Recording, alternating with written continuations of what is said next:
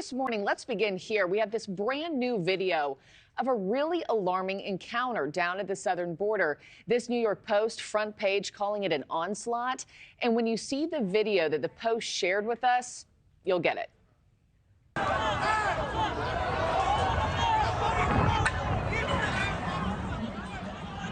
I mean, just look at the chaos here as more than 100 migrants try to enter the United States illegally by breaking down that razor wire fencing, rushing the Texas National Guard that's stationed there.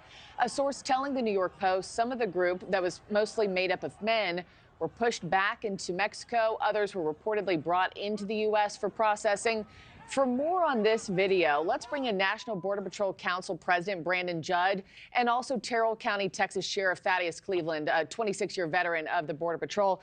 Gentlemen, it's always good to have you both on. Brandon, let me just start with you. I mean, this is an uprising. What do you want the American people to know, also the White House to know, when they look at this video?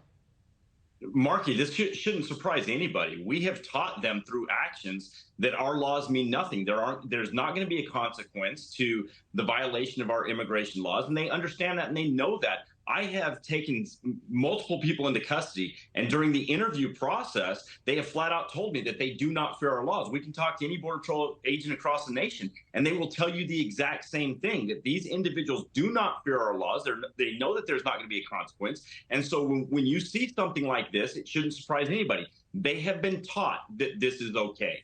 Yeah. And, you know, Sheriff, let me just go to you now. Those border guards, National Guard knocked down when they were trying to bring this under control. Here they are just completely breaching that wire fencing. We know some of those migrants were heard screaming at them. I mean, worse. Are you worried about more and more violence as we progress towards November? Howdy, Markie. And without a doubt, I tell you what, you know, we've seen this slow progression of more violence, more attempts to break through the border at some of the places where we have some of that limited fencing.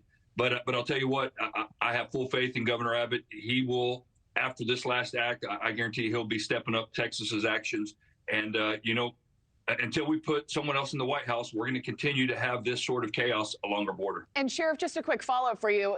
When you watch this video, have you ever seen anything this bad happen along Texas borders, or does this outrank everything else you've seen? No, this definitely, you know, takes it. And I spent 10 years of my career out in Arizona between Nogales, Douglas, and Naco with Brandon there. And, you know, it was just different there. We've seen a change because this administration has sent the message to the rest of the world that you can come to our country and you can act like this. And as Brandon said, we're not going to do anything about it. That's a shame.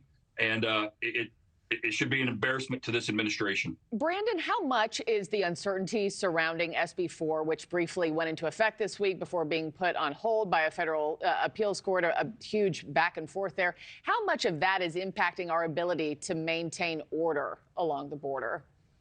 Actually, just the threat of SB 4 has given us an awful lot of order. When you look at the number, the way the numbers have already dropped in Texas, it's astounding, and it's simply because of what has happened. When you take the seizure of Shelby Park, when SB 4 was signed into law, we saw a huge drop. When you look at Texas, they have over 1,200 miles of our 2,000-mile border, and their apprehensions used to be more than 2,000 every single day. Now they're less than 1,000. Now that we've seen a shift to Arizona, New Mexico, and California, and it's simply because of the policies that have been put in place by Governor Abbott. And if the Biden administration would follow suit, we would see a drop in illegal immigration across the entire border. And when you have that drop in illegal immigration, then you can go after the cartels. You can go after the drugs, the criminal aliens, the aliens from special interest countries, the countries that we know want to do us harm. We could go after them. But as long as our hands are tied dealing with the illegal immigration, the cartels are going to continue to win.